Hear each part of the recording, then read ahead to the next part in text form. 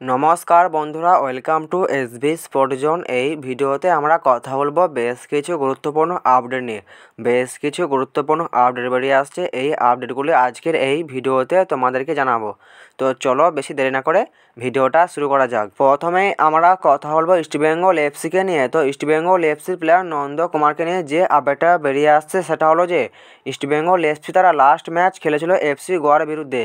তো last match খেলার আগে ইস্টবেঙ্গল এফসির প্লেয়ার নন্দ কুমার মানে এফসি গোয়ার ম্যাচ খেলার আগে ইস্টবেঙ্গল এফসির প্লেয়ার নন্দ কুমার তিনি অলরেডি 3টে হলুদ কার্ড দেখে ফেলেছিলেন। তো এফসি গোয়া ম্যাচেও তিনি আরও একটা হলুদ কার্ড দেখেন। তো এফসি গোয়া ম্যাচের আগে নন্দ কুমার তিনি 3টে হলুদ কার্ড দেখে ফেলেছিলেন, তারপর তিনি এফসি গোয়া ম্যাচে আরও একটা হলুদ কার্ড দেখেন। তো সেই জন্য তার 4টে হলুদ কার্ড হয়ে যায়।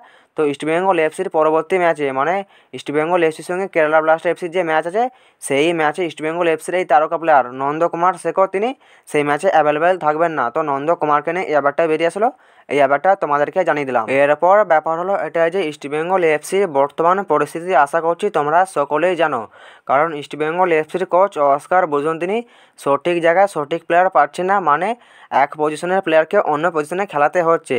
তো এই সমস্যার মধ্যে দিয়ে ইস্টবেঙ্গল এফসির কোচ এবং ইস্টবেঙ্গল এফসিকে দিন কাটাতে হচ্ছে। তারই মধ্যে দিয়ে ইস্টবেঙ্গল এফসির এই তারকা প্লেয়ার নন্দ কুমার শেখর তিনি ইস্টবেঙ্গল এফসির পরবর্তী ম্যাচে তিনি অ্যাভেলেবেল থাকবে না। তো কিছুটা হলো ইস্টবেঙ্গল এফসি এবং ইস্টবেঙ্গল এফসির কোচ অস্কার বুজনকে কিছুটা হলেও সমস্যার মধ্যে পড়তে হবে এই তারকা প্লেয়ার না থাকার জন্য। তো ইস্টবেঙ্গল এফসিকে নিয়ে এই ব্যাপারটাই বেরিয়ে আসলো, এই ব্যাপারটা তোমাদেরকে জানিয়ে দিলাম।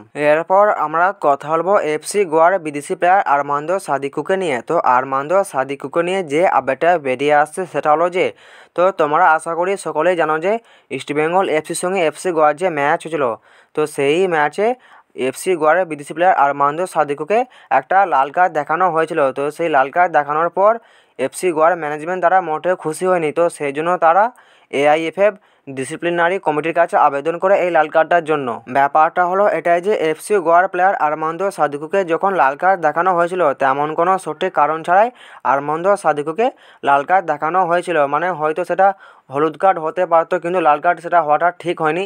তো সেই জন্য এফসি গোয়া ম্যানেজমেন্ট তারা এআইএফএফ ডিসিপ্লিনারি কমিটির কাছে আবেদন করে এখন যে আপডেটটা বেরিয়ে আসছে সেটা হলো যে এফসি গোয়ার আবেদনের ভিত্তিতে ভিডিও ফুটেজ রিভিউ করে ইস্টবেঙ্গলের ম্যাচে আরমান্দো সাদিকুকে দেখানো লাল কার্ডটি পাল্টে হলুদ কার্ড করলো ফেডারেশনের ডিসিপ্লিনারি কমিটি। কারণ আরমান্দো সাদিকুকে যে লাল কার্ডটা দেখানো হয়েছিল ফেডারেশনের ডিসিপ্লিনারি কমিটি তারা তেমন কোনো পর্যাপ্ত কারণ খুঁজে না পাওয়ার জন্য আরমান্দো সাদিকুর ওই লাল কার্ডটা তারা হলুদ কার্ডে পরিণত করে। ফলে এফসি গোয়ার পরবর্তী ম্যাচে মাঠে নামতে কোনোরকম কোনো অসুবিধা হবে না এফসি গোয়ার বিদেশি প্লেয়ার আরমান্দো সাদিকুর।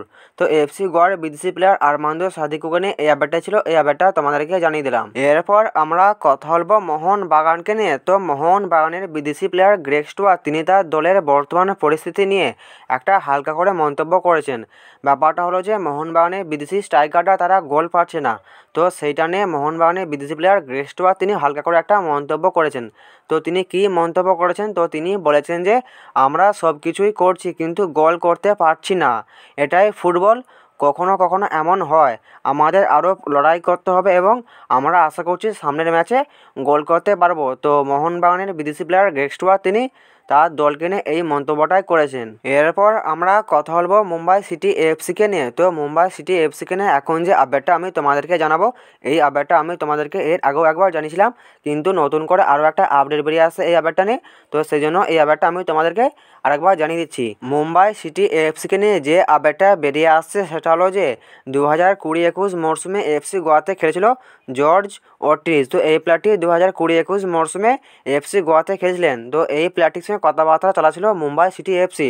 তো কথাবার্তা মোটামুটি অনেকটা এগিয়ে গিয়েছিল, এরকমই আপডেট তোমাদেরকে জানিয়েছিলাম আগের ভিডিওতে এই প্লেয়ারটিকে নিয়ে। কিন্তু এখন যে আপডেটটা বেরিয়ে আসছে এই আপডেটটা নিয়ে যেটা জানতে পারা যাচ্ছে যে মুম্বাই সিটি এফসির সঙ্গে এই জর্জ অর্টিজের কথাবার্তা যতটা হয়েছিল ততটাই হয়েছে, তারপর দেখা তেমন কিছু কথাবার্তা এগোনি, কথাবার্তা থেমে গেছে। তো ডিলটা ডান হওয়ার তেমন কিছু সম্ভাবনা আর দেখা যাচ্ছে না, এরকমই আপডেট বেরিয়ে আসছে মুম্বাই সিটি এফসিকে নিয়ে।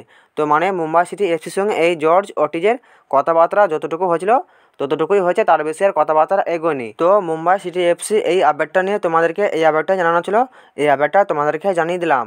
তো এই আপডেটটা নিয়ে যদি পরবর্তীকালে যদি আরও কোনো নতুন আপডেট বেরিয়ে আসে আমি তোমাদের অবশ্যই জানিয়ে দেবো। তো আজকের এই ভিডিওতে তোমাদেরকে এই আপডেটগুলি জানানো ছিল, এই আপডেটগুলো তোমাদেরকে জানিলাম।